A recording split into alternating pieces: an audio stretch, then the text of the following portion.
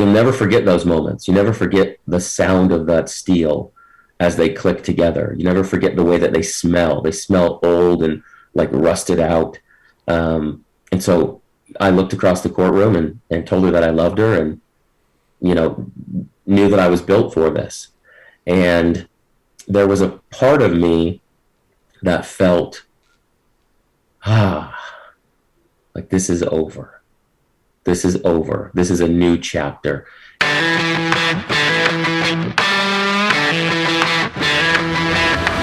You're listening to the Building Men podcast with Dennis and Anthony Miralda, brothers on a mission to help you become the strongest version of yourself, mentally, spiritually, emotionally, and physically. What's happening, brother? That's a sigh. I know. Was that a sigh of relief? Was it a sigh of despair? What's the context behind your sigh? Oh, I'm just, my body's feeling it, my head. Yeah, you're under the weather a little bit right now. Yeah.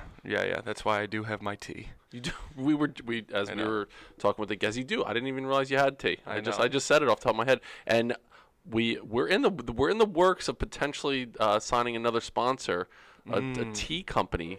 Testosterone boosting tea company. That's more right. To come, but it's definitely in the works for us right now. Yeah. It's funny because I was at the food store and I took a picture of it. I forgot to send it to you. And I took a picture of all the teas that were at the grocery store, and every single one with these flamboyant colors and like all these flowers all over it. And then there was one that I saw that was this like dark looking one that had like a lightning bolt on it, and my eyes were just drawn to that. I didn't even know what kind of tea it was. I have no idea. I just saw that in your life. I need that lightning bolt Anything. In my life. Yeah. I mean, it was ridiculous. I'm like, clearly they're marketing to these people, and I saw this other guy looking for the teas. I'm like, oh shit, that's cool. Like another guy. We're in and I wanted space. To like tap on the shoulder, like, nice. Hey, what are you going for? And all of a sudden I hear the guy call up his wife. And he's like, I don't know what the fuck I'm looking for here, babe. Chamomile, lavender, what the fuck? What's the difference? I'm like, oh, God. And I want to be able to, now that, being sick, I had tea a couple times. And everybody knows I'm a big blueberry fan. But Julie got me blueberry tea.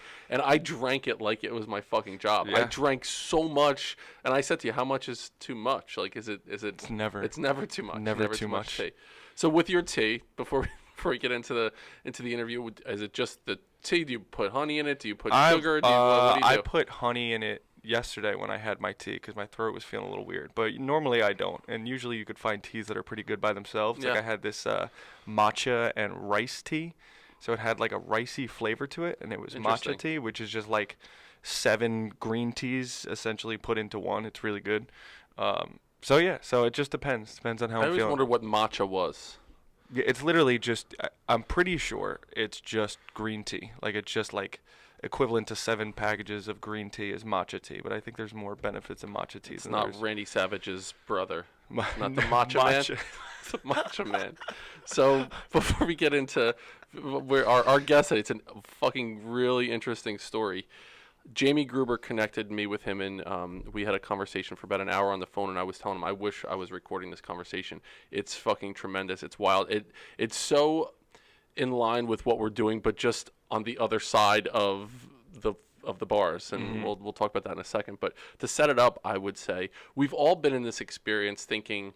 I remember myself in high school, middle school and high school, I wasn't a troublemaker. I never really got into trouble. I would push the limits, stupid shit. But the only time I ever got detention, believe it or not, was my senior year in high school. And we had an opportunity to sign up for release time, where you could go to school and the school day would end at like 1:45. Or you took a study hall and your school day ended at 2:30. And I opted for that all the time because I was playing sports. So sports were right after school, so I opted for the study hall. Mm-hmm. And so first day of school, we'll all go to the gym. This is before any kind of digital attendance taking kind of thing. So we went to the gym, and Mr. Stevenson was there, and he was taking attendance. And for some reason, the fire bell rings, and everybody goes outside. So we didn't complete the attendance taking. And then it was our lunch. So then we're like, you know what? They didn't get our names down. Let's fucking roll with this. Mm-hmm. So I never went to study hall the whole fucking year. My lunch was like 45 minutes or 50 minutes, and then I had a study hall or before. So I wound up having like an hour and 50 minutes of lunch every day for my whole senior year. So we would go to Taco Bell. We would go to the mall. We could do whatever the fuck we wanted in the middle of the day. Then at the very end of the school year, we were getting ready for graduation, and we're getting ready for the lineup. and they're going through the fucking rosters, and none of us, it was me, like my friend Gary, my friend Greg, my friend Frank, we were off to the side, and they're like, what are you doing here? Like, well, we have study hall. They're like, you weren't here all year. And so they're like, you guys are suspended. You're all suspended out of school. And I went to the principal. I was like, listen, I get it. You know, what we did wasn't right. But also, you lost track of 5 18-year-olds for the last 180 fucking school days. Did you really say that to them? I did. And they were like, all right, 1 detention. So we got out with 1 detention. Oh, my God. So my whole career I had 1 detention. But as I'm setting the story up, I always wondered, like, what would I do if my freedom was taken away? As I was in that hour detention, my freedom was taken away. It will not compare to the 17,000 hours of behind bars that our guest, Travis Richey, has. Travis Richey is Convicted Life podcast host. He's an entrepreneur, motivational speaker. He created a program called Accomplished Ventures, and where he works with people that were incarcerated, helping them to become returned citizens after the fact. He's a great dude. Travis, welcome to the podcast, my man. Great to have you here. Great to be here, gentlemen. Thanks for the opportunity. So I'm not going to say that I served hard time. I'm not going to say that my experience. We're not counting your detention as hard time, is what you're saying? For me, it was hard. I mean, I think there was a girl I was really interested in at the time that I didn't get to go to her house after school. You learned a lot about yourself. The struggle is real. So obviously, it's not on the same level as people wouldn't compare the two. But we need to hear a little bit of a backstory. You and I talked on the phone for about an hour. And I would be doing a disservice to the Building Men audience, not giving you an opportunity just to share a little bit about your backstory to bring us up to speed with how you started this venture. So give us a little bit about that backstory, Travis. Yeah, I'll give you just a brief overview. We can dive into it at any point, maybe later. So, I much like you, kind of screwed around with friends. I wouldn't consider us like a troubled teens. We did dumb things in the parking lot. We stole blow up lizards from Circle K, like as they would blow in the wind. But we weren't out jacking cars and, pushing old ladies' carts over. We were just boys. And so, grew up on the East Coast, kind of in that rough and tumble environment. And as I grew up, I really had this affinity towards numbers and math. And so I really knew that I wanted to do something in the financial sector, and, was fortunate enough to do so. Went to college and got a degree and, did all the quote unquote right things, and found myself at the age of 25, kind of living the dream, married to, my best friend, fantastic individual, beautiful woman, and running a hedge fund, and had millions of dollars under management. We had a $10 million fund that was registered with the federal government and the SEC. And it was about the time when the whole world collapsed, the old Great Recession. And I had a small fund in a real estate fund, and we'd raised just a little bit over $3 million for that fund. And it was 2006. And we closed that down in 2007. So it was open for about 8 or 9 months. And unbeknownst to me and the people that were around me, the state of Arizona does not recognize federal securities laws, and they require you to register your securities with the state of Arizona. Kind of a wild, wild west cowboy type state. And so the state of Arizona actually indicted me for what they term transactions of an unregistered securities dealer or salesman. Big, long word. And we fought that case for 6.5 years. And I got to the point where I was just absolutely exhausted, mentally, physically, emotionally, financially, spiritually, you name it. You're going through this time. You're walking into the courtroom every 90 days. You don't have any answers. You're doling out money left and right for legal fees. And at the same time, my wife and I are still building a life. She's finishing her school. She wants to start a family. I'm still running the business. It's like I've got 1 foot in and 1 foot out. And so we thought about it. We talked about it. We prayed about it and said, we're going to leave this up to the judge. And it's hard to really put the listeners in that moment unless you've really, really been in some deep waters. If you've really been in some dark places to where you say, you know what? Whatever is coming after this can't be as bad as what this is. And that's where we got to. We were on the floor of the living room one night and said, you know what, we're going to leave this up. So called my attorney, had that conversation, and in 2012, January, literally 16 days from today, will be a decade. Wow. Yeah. And the judge got in front of the judge, and her words were very specific. They pierced me. And she said, I'm going to make an example out of you. Wow. And she sentenced me to 2 years in the Arizona Department of Corrections. I could feel as you were saying, what the audience might feel when you recognize there's only one way through this, and that's through it. That's it. But then hearing the words, I'm going to make an example out of you, whatever follows that is not going to be good news for you. So before I want to pause the story there, because when we talked, you also gave me a little bit with your backstory as far as you were raised pretty much in a single parent family by your mom. That's also an interesting dynamic in this story as well, which is why you mentioned maybe you were a little bit more on the radar in Arizona because of the story with your father. So bring us up to speed a little bit in that respect as well, with your dynamics with your parents growing up. Yeah, big time. So what happened was, my dad, growing up, my dad was an entrepreneur. Was a very intelligent individual and had a number of very successful businesses, both big and small. But his biggest problem was the man that stared back at him every morning when he brushed his teeth. And so Pops got addicted to heroin right around the 5th grade, and so he became an out of control monster. Growing up, he was heavily involved in organized crime of all levels. And as you're little, you hear different stories. As you grow up, you see different things. He came home with duffel bags of money. You'd look and find out what the syringes were. You started to kind of piece things together. But at the time, you're 5, 6, 7, 8, 9, 10, 11, 12 years old. You don't really want to believe that the individual who is your dad is this monster, right? And so I would see it kind of in short spurts, in glimpses.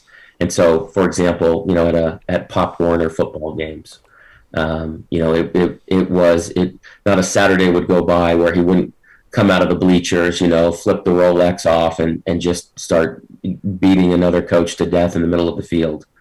He was an incredibly violent individual, some of it based on, his past, his childhood, but a lot of it based on, the addictions that he was fighting in his day-to-day.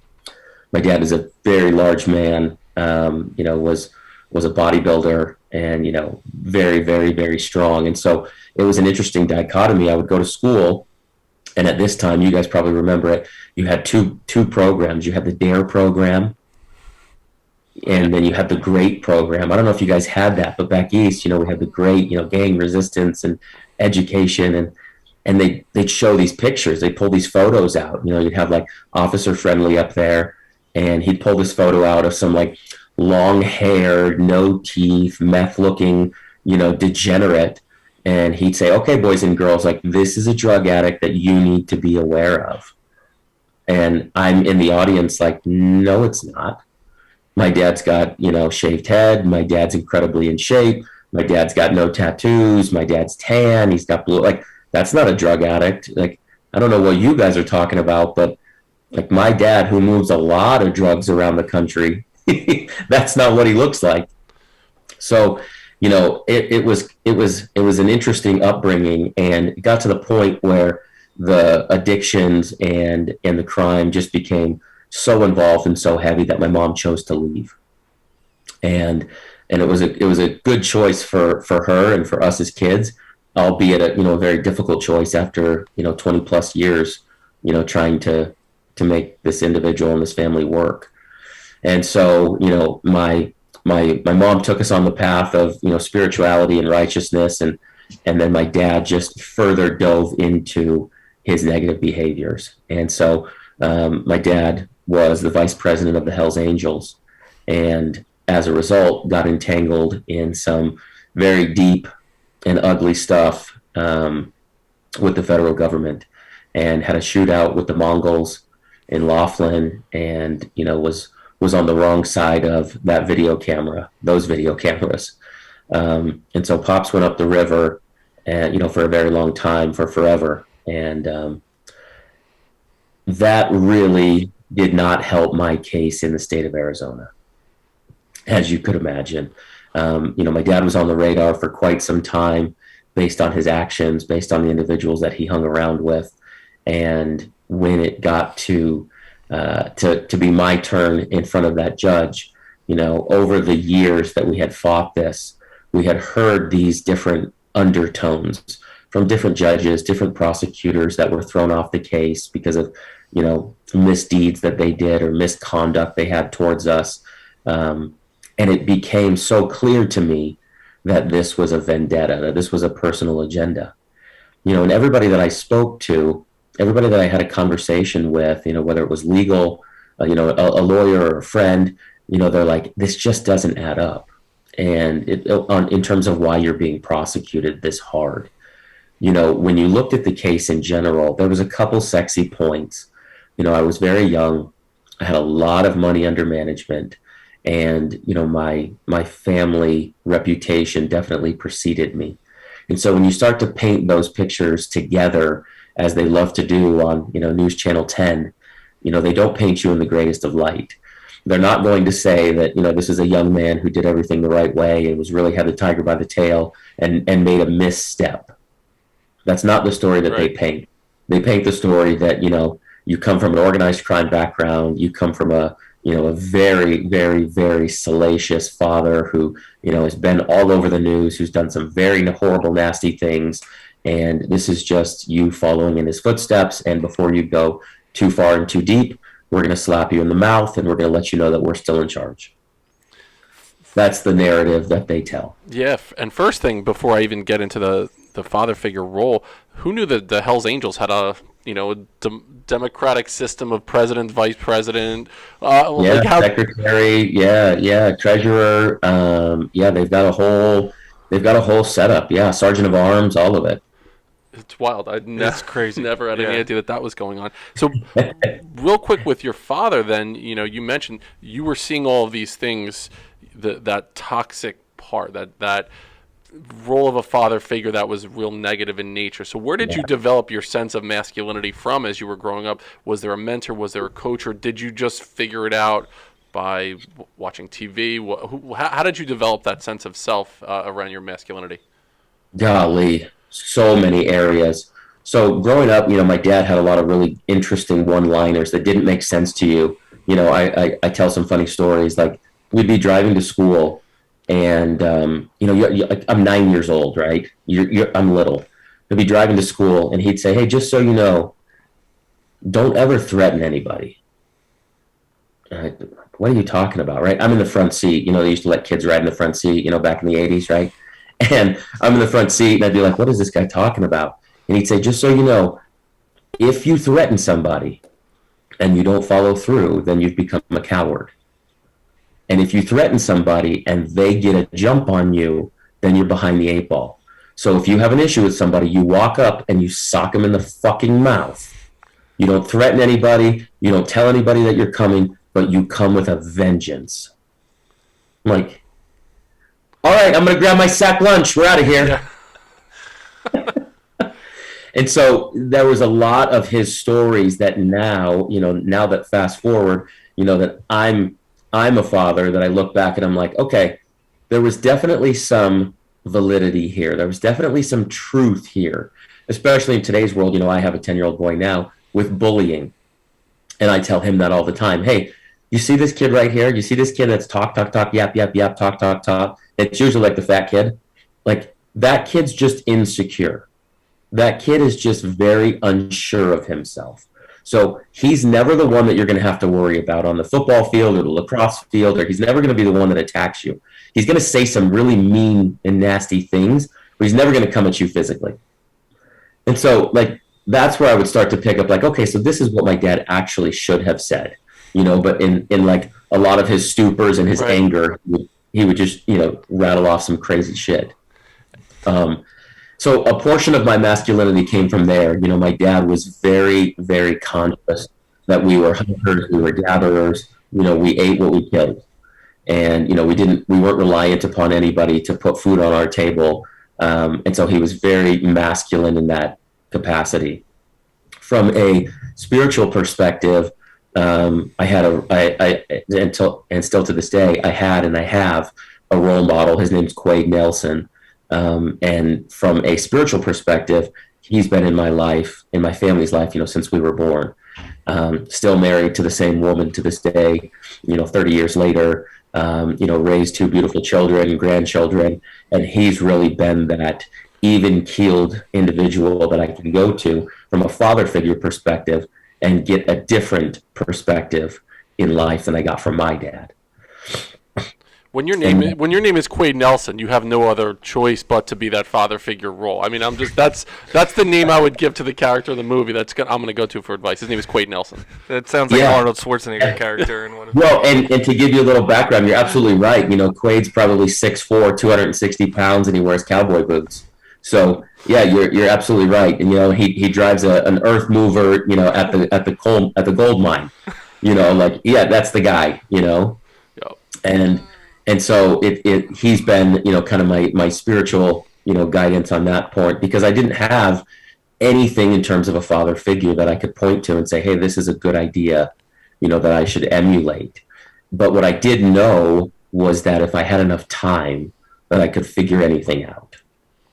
And that's where my wife and I have gone, and our relationship with our family is everything that I do is focused around time. That's my number one commodity that I can't make more of, and I can't get any more back. So if I have enough time, I can figure out how to become a good father. If I have enough time, I can figure out how to become a good husband. And so that's really been where my North Star has been, to make sure that I've given myself the time in order to set up the stage and a positive foundation for our family. Did you find that you ever wanted to go down that path that your father went down? Like, did you ever feel this inkling to be like, man, that's badass. Like, look at all the stuff he's doing. Because that's what I find interesting. Yeah.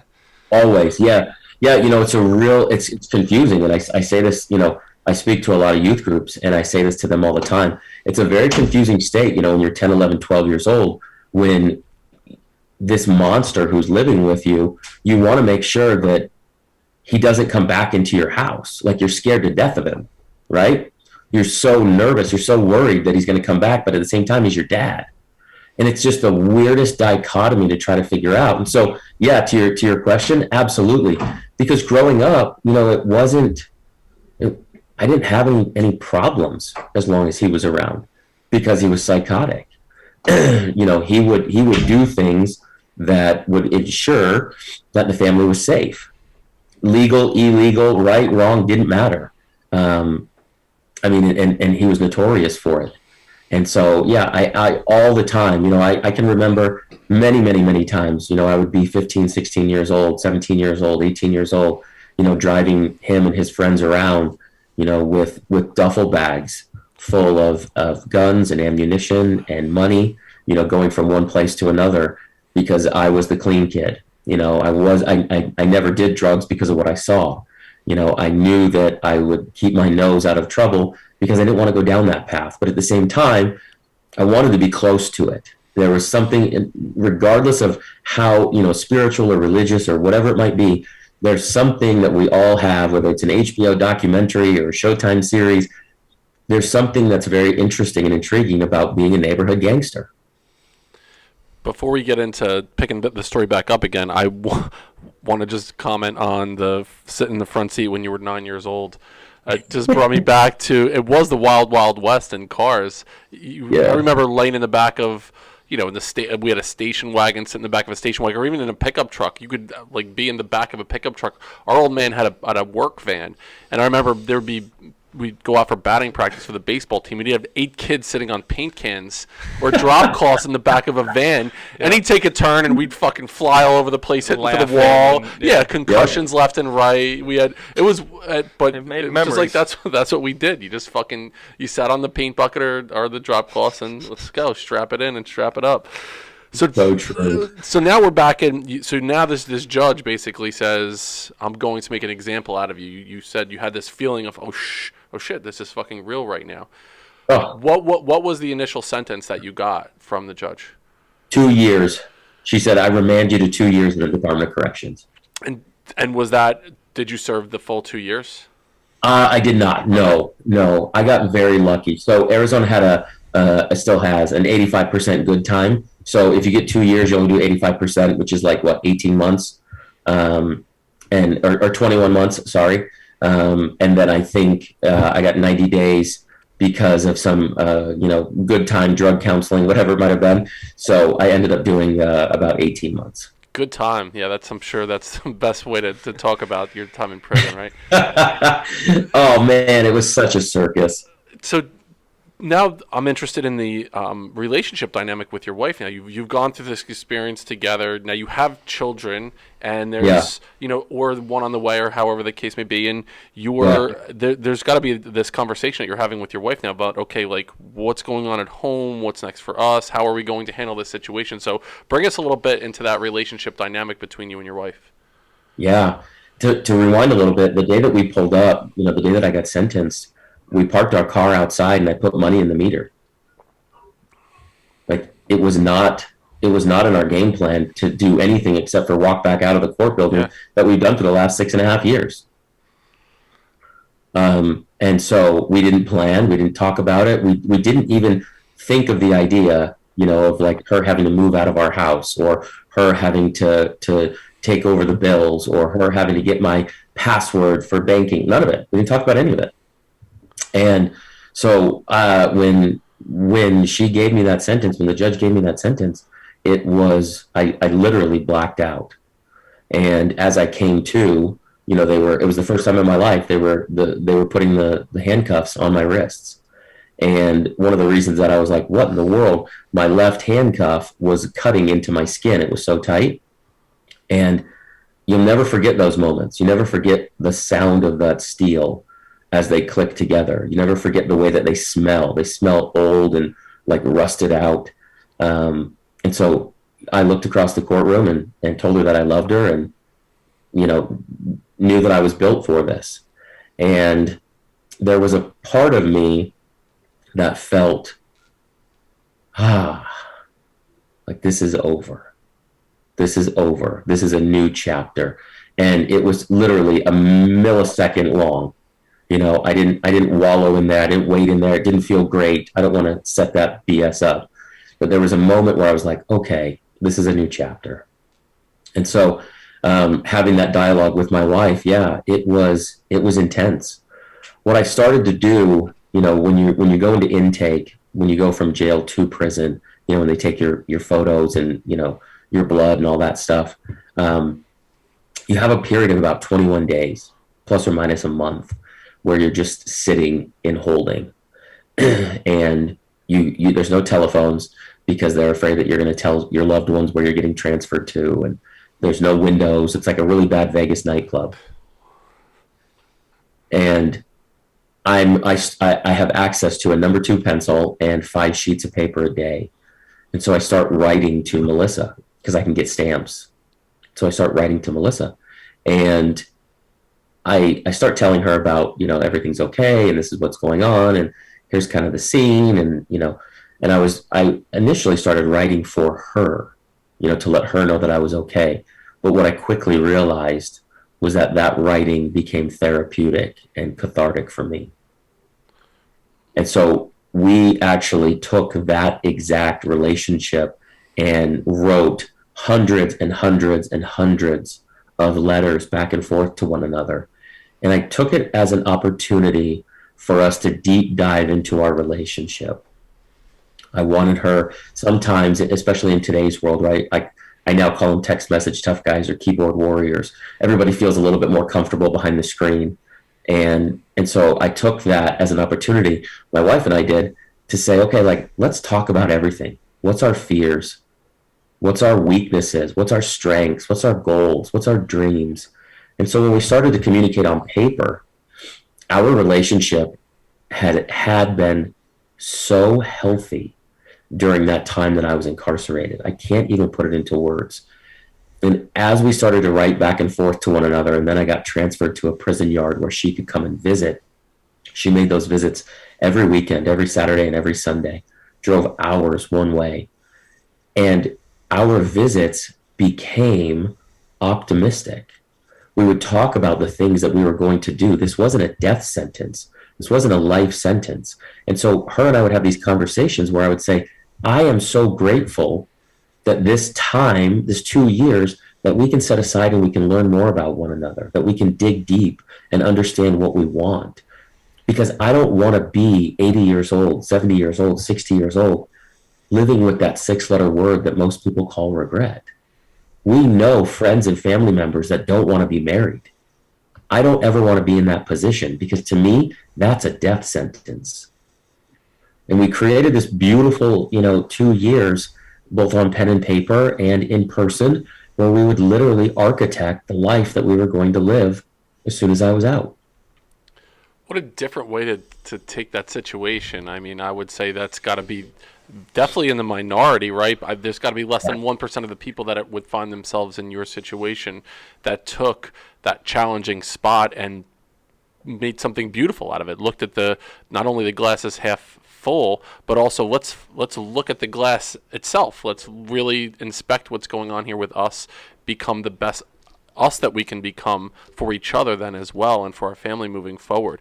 It's really amazing, and the fact that you were journaling and it became this therapeutic experience that you went through, understanding who you truly were.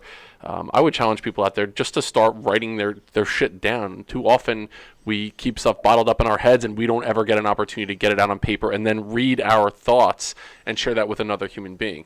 You go back to the time that we were growing up. We used to write notes to each other. You actually have to put the pen to the paper and write those things and share that experience with someone. It's something that we think we need to get back to as human beings. I couldn't agree more. It's part of our daily, like literally as I sit here, it's part of our daily. We still write down pen and paper every day.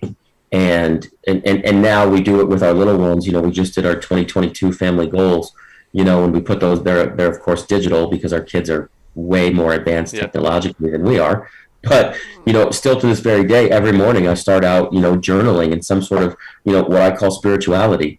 I'm not forcing a religion upon anybody, but where I deem spirituality, I put spirituality in the vein of purpose.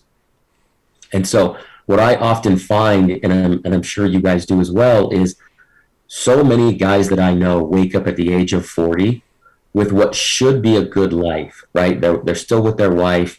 Their kids don't have any major, deformities or ailments. They've got a fairly decent job, if not a great paying job, and they hate their life. You're describing me 5 years ago. That was me. Exactly. And you know this. Like, these are the guys that have a death sentence, who have a life sentence.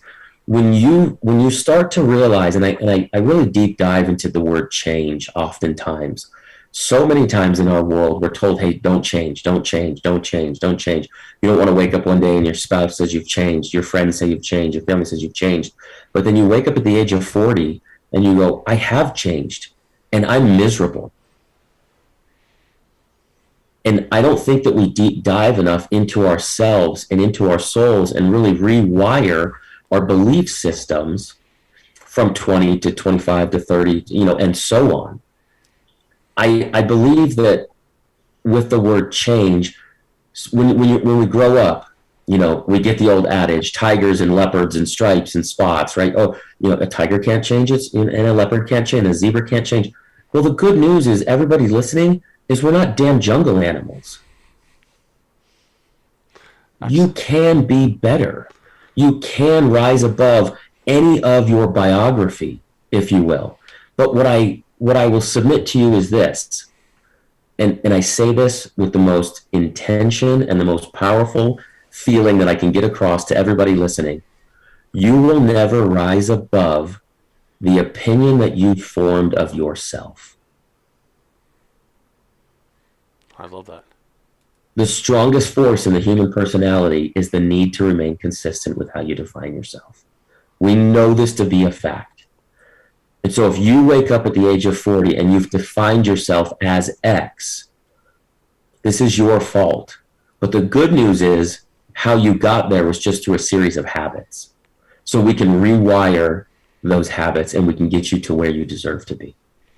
And you could take that, the tiger stripes and the spots and become a liger, which is bred for its magical abilities from Napoleon Dynamite. I'd love to just really quickly about like walking into prison for that first instance. Now you're actually in that you're locked up. You said I wrote down up the river. I've never talked about someone who's been up the river or in the clink, or it's like those are the notes that I take when I'm doing when I'm interviewing for a podcast. But because our idea of prison comes from documentaries or TV show. Yeah, exactly. So like, what was that? Did you have to keep to yourself, or did you just have to were you just kind of solo in this, or did you meet up with people? Yeah, good question.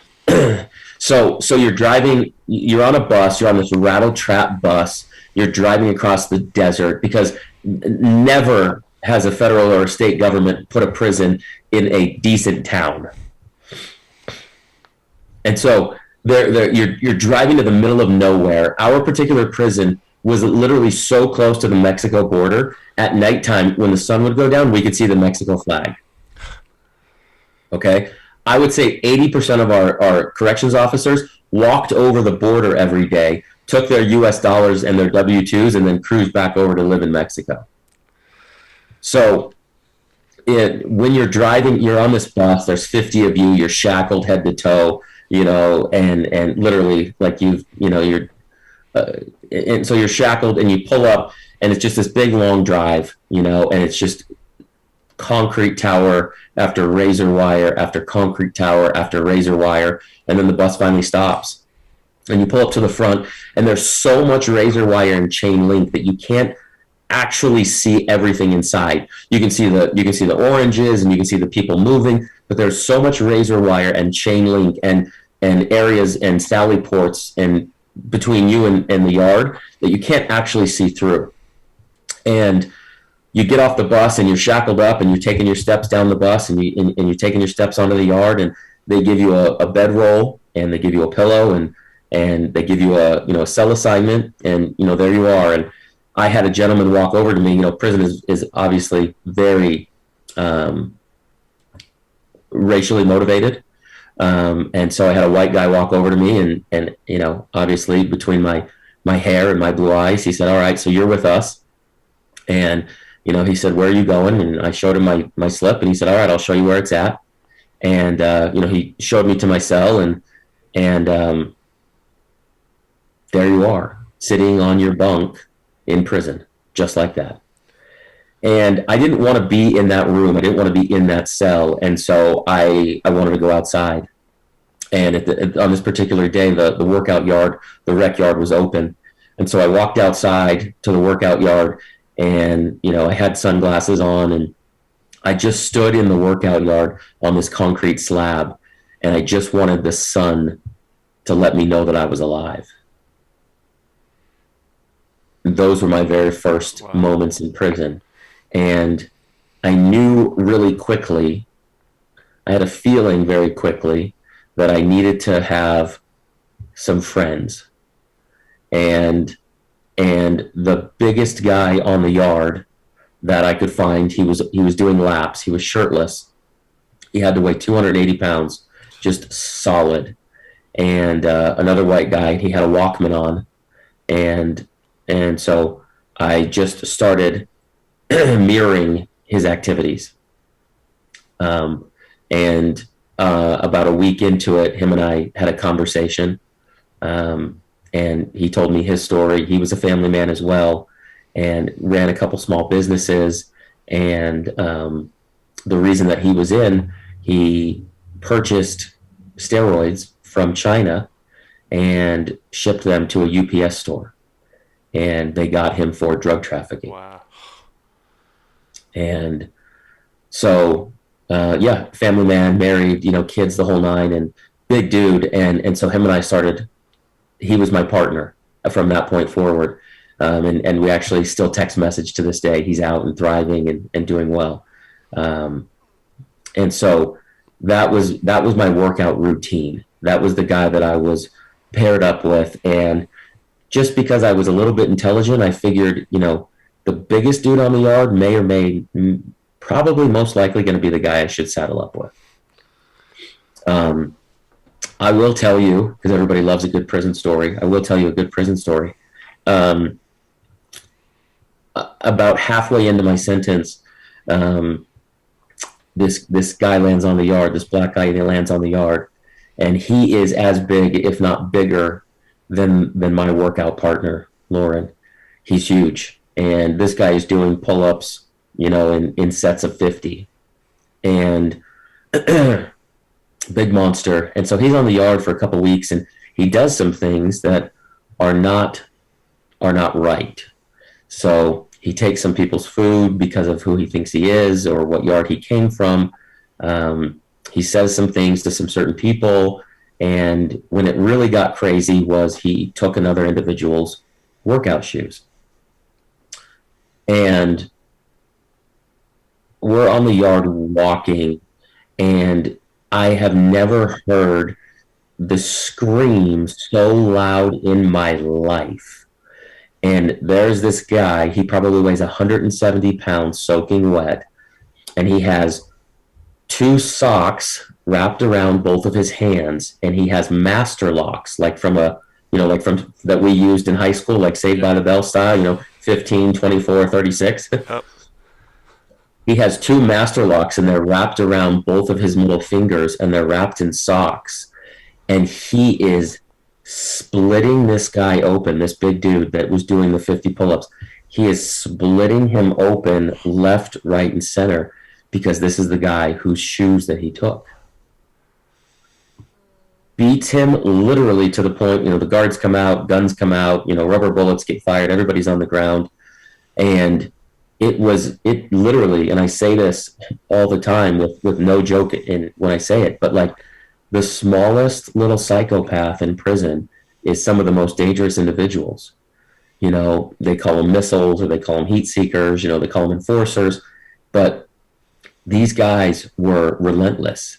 And it came a point where, the backstory was the individuals that ran the yard said to the guy who got his shoes stolen, hey, if you don't step up and do something, this is going to continue, and it's going to be worse and worse and worse. And I swear to you, I didn't see it happen from the beginning, but the scream, and I still remember to this day, a decade later, the scream that you heard on the yard from this guy, I mean, his head is just being split open like a watermelon. And that's where the prison term, not that, but that is often referred to the prison term of having your wig split. I'm learning a lot of prison terms. This is amazing. Were you ever in danger of your life in prison? Like ever worried about being shivved or shanked, or is that the right term? Am I? You're looking at me? Right, yeah. Well, I don't know. We both served two hours of detention accumulated over there. Yeah, you guys were hardened criminals back in the day. Right, I get it. No, fortunately, no. I had once I was classified, once they go through the intake process, nothing, and I know you guys are going to be shocked to hear this, but nothing with the government goes quickly. I know, spoiler alert. And so, from the time you go from jail, then you get classified to a prison yard, you kind of go to what they call a reception. As stupid as a term as that sounds, they literally call it a reception yard, which is just like thousands of dudes in like bunker style or dormitory style. And then from there, they ship you off to different yards. And once they have a bus load that goes to this yard, it goes out, or a bus load to that yard, it goes out. And so this holding period is plus or minus like 3 months.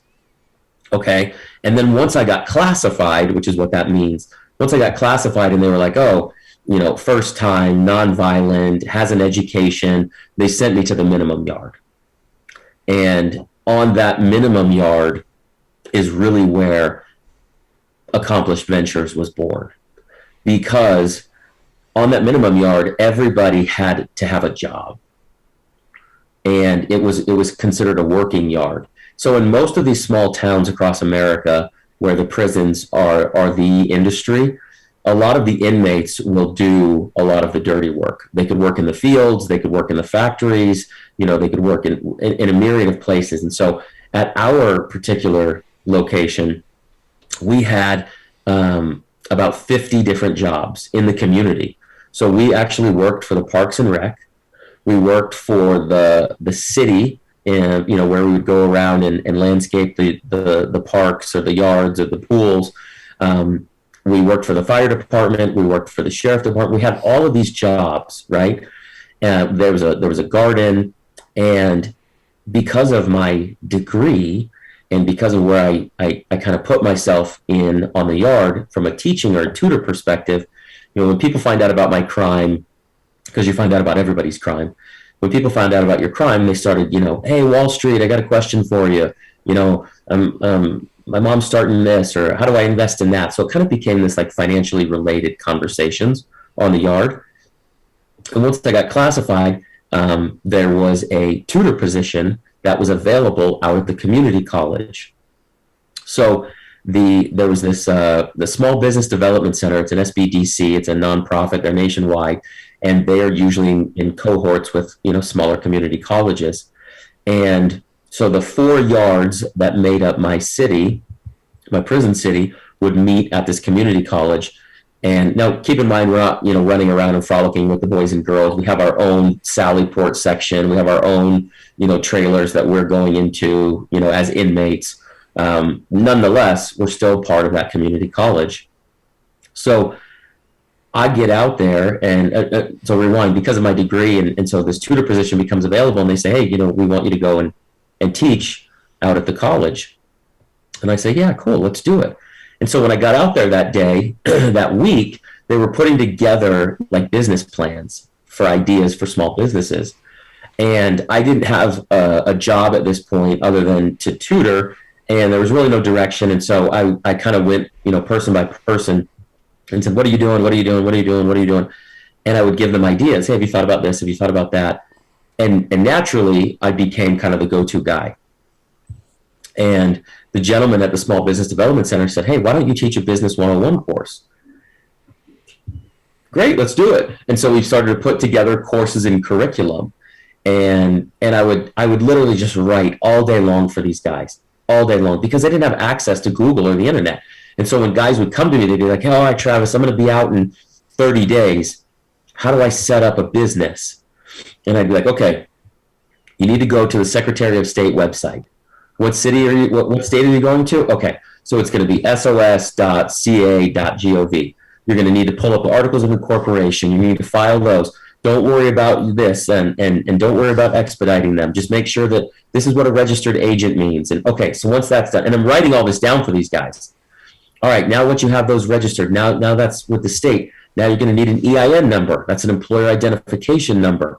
It's a 9-digit number that's given to you from the IRS. It's free. Don't pay anybody for it. It's called an SS-4 form. Here's what, and I'm walking them through all of this. And what I realized, guys, is all of a sudden I've got everybody at the college is like, wait a minute. This guy's got some real knowledge here. He's willing to share it, because that's an unusual thing in prison, and not just in prison, in today's world, let's be honest, right? Everybody doesn't want to share their idea because of crab in the bucket theory or scarcity mindset, or someone's going to steal it. But especially in prison, nobody's giving away free game. And that's all I wanted to do. I really wanted these cats to succeed. And so the Business 101 course turned into a credit course, and it turned into a finance course. And when I say course, I really want the listeners to understand we're writing with pencil and paper and pen and paper. So it's not like, we have PowerPoints and, spreadsheets and chart. Like, this is a very rudimentary setup, but nonetheless, very impactful. And what I realized then, this is where the moment that Accomplished was born. Every one of these guys got out and they needed credit. They needed to have their credit run for an apartment. They needed to get a vehicle. And more often than not, 9 times out of 10, they had poor credit or no credit. And they'd go to some buy here, pay here car lot, and some jerk off who worked there would give them a 20% interest rate on a 1984 Saturn. And, they'd have an $800 a month car payment. And then they would start doing some illegal stuff in order to make the car payment. And so I told my wife, I can fix that. Like, FICO score is free. I can get these guys their score twice a year. And so I started having them write to their loved ones, and we were obtaining their credit scores and their credit reports. And I'd be like, is this your name? And he'd be like, no, that's my brother-in-law or my cousin. All right, let's dispute it. Let's get that let's get that off of there. And sure enough, I was like, holy cow, if I can get these guys a 620 or a 640 or a 650 to walk out the gates to, they can go to Toyota or Nissan or go to a small dealership and lease a car for $1.99 and get an apartment so that they're not slinging meth in the hood. And this is a life changer. I can teach that, and this is free. And that's as far as my thought process really went at the time. And I knew I could fix a problem, and I wanted to. And so now when you're out, you recognize, wait a second, I was onto something here. There's not a lot of people that are in your space that took the opportunity to help better individuals, give them a second chance rather than. So you did that. So just inherently, you had that in you to want to help other people. Then when you get out, so now you're out and you're trying to rebuild shit in your own life. Yes. Tell us what then that became. So now you're out. Like what is the future of the Accomplished program now? Yeah, I am rebuilding everything. They wouldn't allow me to work for myself while I was still on probation. So I worked at nighttime, overnight. I stacked bread trucks so that I could work for myself during the day and build my own business back up, so that I had a W-2. I worked nighttime and I stacked bread trucks for a guy for a small bakery. And as I'm rebuilding, everything kept pointing back to me educating these guys. And I started with a financial literacy course. And I wanted to make sure that when they got this course, that it was totally tangible, that you could walk out and you could get your FICO, you could set up a business, all the above. You knew what a bank account looked like, felt like, and you could do that. Fast forward, that caught on fire because everybody wanted to learn about money. And so you fast forward almost a decade later, Accomplished is now the largest provider of prison curriculum and content in America. We have about 400,000 tablets that we're on a daily basis, and we teach everything from financial literacy to entrepreneurship. And now our biggest focus is the mindset, the mental awareness. And we've moved into, breath work and motivation and consciousness, because I'll give you kind of a small why behind it is for you and I, for the three of us to walk into a job interview, let's say, that could be a daunting task. What's he going to ask me? What's she going to ask me? What should I wear? Right? But imagine that you don't have a resume. How do I explain where I was for the last 3 years? And so I wanted these guys to control the narrative. And so I would start teaching them about controlling the narrative. And I'd say, all right, here's the thing, Dennis. I'm grateful for your time today, and I'm grateful for this interview. I want to let you know that the last 20 months of my life have been taken from me. The reason I applied for this position with your company is because there's 3 things I learned about myself while incarcerated that I think directly apply to your job posting. If you'd like to tell me that we can continue, I'd love to tell you about my story and how I can bring value to your company. If not, I don't want to waste another 20 minutes of my life or yours. And most employers were like, holy crap, do you have 3 friends? Like, the authenticity, the self-confidence, oh my gosh, I can teach you to sell a car or a widget. I can teach you how to pack a UPS truck, but like, holy crap. First of all, thanks for being honest. That doesn't happen. Second of all, the self-confidence, where did you learn that? And so those are the courses that we're now more focused on, right? Like the building up of the man is where I believe we win in life. When we build that man up to give him a purpose and a passion, the profits follow. And so that's where Accomplished Ventures is focused. We're in approximately 155 different jails and prisons around the country. And I get to spend my days traveling the world and speaking to the Department of Corrections and the bureaus of prisons on how to actually rehabilitate inmates. And then I get to spend some time with the inmates and take a Q&A and find out where their pain points are and really help build them up from a mental perspective so that they're ready to hit the gate running. It's absolutely fascinating. And with Building Men being the name of our podcast, it fits right in with that idea. While this is the first interview we've done with someone who has been incarcerated, so many of the interviews, the people that we talk to have gone through that specific challenging spot in their life, and the chips were down and they had to make a decision. Am I going to fold, or am I going to I'm going to play the hand that was dealt, and I'm going to fucking go all in on me in the best possible way that I can. And so you did that, and not only did you do it for yourself and came out, I would argue, a stronger individual than when you walked in.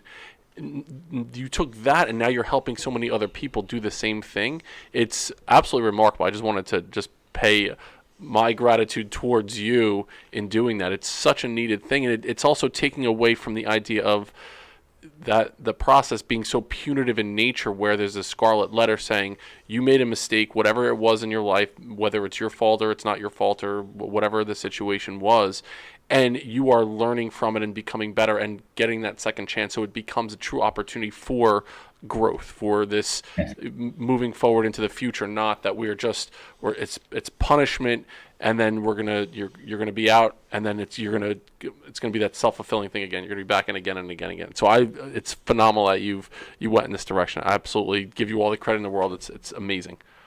Yeah, I appreciate it, brother. I think what I learned about myself during that time incarcerated was that everything that I had to create a beautiful life was already inside of me. And you knew this yourself, 5 years ago. You, like, all of your ambitions and your deepest, darkest secrets and wildest dreams, like, they're literally just waiting for you to go all in. They're waiting for you to let go. And that is where the narrative needs to start with the men in this country, with the men in this world. What I found is that a lot of the conversations that are not happening around the dinner tables of America are because most men are uncomfortable with their current situation. Most men are not comfortable taking their shirt off in the mirror, so they don't want to talk to their kids about being physically fit. Most men are living paycheck to paycheck with a job that they freaking hate, so they're not comfortable talking to their kids about taking over the world and becoming an entrepreneur. That's where I think that this narrative and the narrative that you guys are pushing really, really gains traction, is that we're being sold a bill of goods about a society that just isn't true.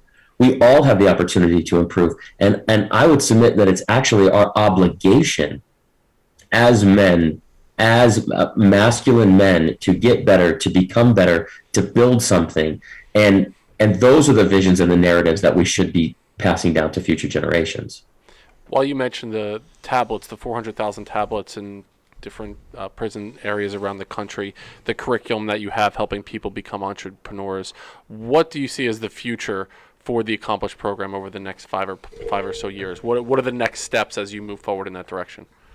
Great question. Twofold. Number one, technology in prison is going to change rapidly.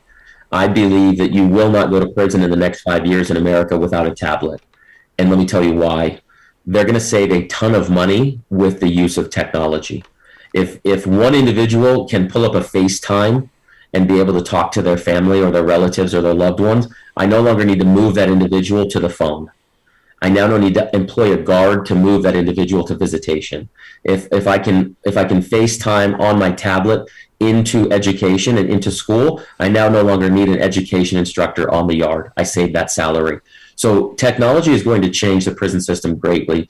And you have the Pell Grant coming out in 2023, which will be the first time an incarcerated individual will be able to obtain Pell Grant money for schooling. That is going to only happen on a grand scale with the use of tablets. So I believe that tablets in America are going to become the forefront in terms of the prison system. And at Accomplished Ventures, we believe that we're going to be on the forefront of that curriculum, changing the way and paving the way. The second thing that I've learned is this. I've had so many departments of corrections and P&P, parole and probation, come to me and say, hey, we've heard about what you've done inside, but once these guys get outside, we're having such a tough time keeping them on track. And so my focus for 2022 and beyond is convicted mindset. Convicted mindset is all about the bridge of building the men after they are released. And so we walk them through the tangible pillars of life. We start with mental, we go into physical, we move into spiritual, and we end with financial. It's a 52-week course where we walk individuals through how to X, Y, and Z. How do I wake up in the morning? How do I make sure that I'm doing what I should be doing? How do I make sure my habits are aligned with my intentions, which are aligned with my goals, which are aligned with my actions? We're literally building the men the way that they should have been built. And parole and probation is not going to do that. I'm sorry, you're not going to get a live branch from a dead tree. So it's our obligation to be the bridge after they leave the gate and they're fired up and they've built themselves inside. It's our opportunity now at Convicted Mindset to take them and from where they are to where they deserve to be. That should be a requirement for anyone who's coming out of an incarcerated experience. That should almost be a requirement for any man to go through a 52-week program at some point in their life. They graduate from high school and they go through this program to help them understand what being a man is all about and all these different things. It's a life requirement. Travis, it should be, right? Like we don't get that stuff. We recently did a program. It was a free event. We called it the Pillars of Masculinity, and we asked people that we had interviewed over the past couple months. We said, send us a 3-minute video clip giving a piece of advice to a high school young man. And it was the piece of advice around self-discipline, around authenticity, about identity. It was such a rewarding experience, and we did it for free, and we'll release it just, anybody who's interested in taking a look at it. But I have a son who's 16 years old, and he watched it. He's like, that was amazing. Hearing men explain their experiences and things that they have gone through, mistakes that they have made, but also what did they learn from these mistakes that would further help the next generation of young men, like pulling them up by, like when they needed that experience to be pulled up. It was for me, it was probably my most rewarding experience through this program, through building men. But there's such a need for it. So if there's any way that we can support you in your mission, we are all on board. We absolutely love what you're doing. I would love, first of all, I would love to see that video. And then secondly, what I'd love to do is let's have a conversation and see if we can get that into all of the tablets. Let's do it. We'll have it over to you within the next couple of days, and there's some synergy here. I definitely feel it. I feel like the mission of building men really aligns with what you're doing, and I'm so happy that we were able to connect with you today, Travis. Tell the Building Men audience where we can reach out to you, where we can find you. Yeah, absolutely. If you're on social media, it's I am Travis Richey. And if you have a loved one that's incarcerated or a friend or a family member that's incarcerated and feel that they can benefit from any of our programs, that's over at accomplishedventures.org. And if you are on this side of the fence and feel that you want to be built up and want to join and really be in a network and a community that builds people up, that's at convictedmindset.com. Tremendous, brother. Any final questions, Anth? So first of all, it's just amazing. Dennis hinted at this before, but how much of what you said resonates just with me personally, right? Like just all the struggles that you went through, all the things that you're working with. So what would be one thing that you could tell the Building Men audience that they could start today, let's say, wherever they are, incarcerated or not, just wherever they are, feeling stuck, feeling like they don't have purpose? What's one thing that they can do starting right now? Man, such a great question. You'll never be successful until you're able to turn your pain into greatness. I think so oftentimes we have been sold such a bill of goods with social media that you can wake up with 3 filters on your face, a 6-pack abs and $1 million all from your mother's basement. And it's complete bullshit. It really is. I think the reason that so many of the men that we talk to have a problem or have an issue is because their pictures of their life do not line up with how it is right now. So rewiring that perspective, I believe that you have to find your ultimate freedom within inside of you. And most of the time it requires you going to that point of pain, that point of trauma, to realize what it is that you're here on earth to do. We only have, in general, 78 of these go-rounds. 78 years, like that's the average, white dude on this planet, plus or minus 80 years. And so if we've used up half of those, I want to make sure that you are not stuck in one of the traps of self-doubt for the next half of that life. Absolutely tremendous. Turning Pain into Greatness is the name of this podcast episode. To find Building Men, Instagram is building.men, buildingmencoach@gmail.com. Our website is buildingmen.io. Check out our sponsors. We have 2 sponsors right now. Could be a third on the way. We'll go back to the T thing to start the episode. Our sponsors are Become Stronger Industries, maker of handmade steel maces, and Finish the Race of Power, where you can get everything Building Men. Truly appreciate Travis Richey for being on. I didn't get an opportunity to ask you about pack of smokes as currency. We'll do that the next time. I just want I need to know about. I saw you wrote that down. I wrote pack of smokes. Yeah. I wrote down Shiv, pack of smokes, Quaid Nelson. That's how I do my. And O'Doyle rule. And I also wrote Kelly Kapowski because I had a crush on her from Saved by the Bell. She was one of the ones. Also, how about if we're talking about crushes and we're taking it back to the 90s, how about Topanga from Boy Meets World? Topanga, Alyssa Milano. I mean, we could do a whole episode just on that. Just on that.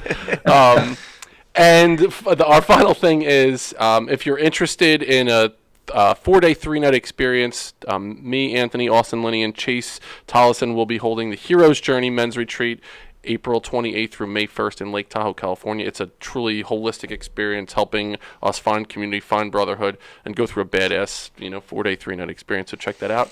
For the Building Men audience, go a step further than you thought you can go. We'll see you next time on Building Men.